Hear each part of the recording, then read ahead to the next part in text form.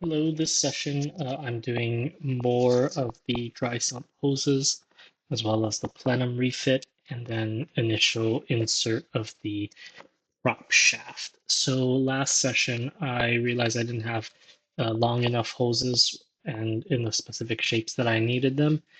So I asked my dealer what I can do. He suggested I can actually connect multiple bits of hoses together using hose connectors. He suggested 1/2 inch hose connectors, but I think the more proper size are 5/8 inch hose connectors. I just ordered some brass ones off of Amazon. I think there might have been one plastic one included with my kit that was 3/4 inch. Um, the T connector is actually 3/4 inch, so I believe you could probably also use 3/4 inch. It just is a little bit tighter fit. Anyways, just with the hose connectors, you connect the two sides to the barbs and then tighten them with the hose clamps. And that ended up working out well for what I needed. As for the prop shaft, pretty straightforward. You just sort of grease the splines in the prop shaft, and then you have to insert it into the transmission sort of directly from behind.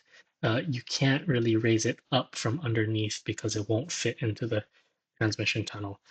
There is a little bit that the prop shaft might get stuck on. You just give it a slight tap and it should go through. And then once that's in, you can just sort of rest it on the transmission tunnel until you get the differential in.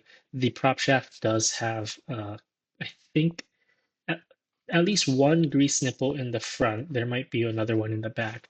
Make sure you don't forget to use a grease gun and also grease those spots. Um, Finally, for the plenum refit, it's straightforward, but it's kind of hard to access the bolts. They're torqued to 6 Newton meters. You just kind of have to make sure you have the extensions and maybe the universal joints in order to reach them. That's it for this one.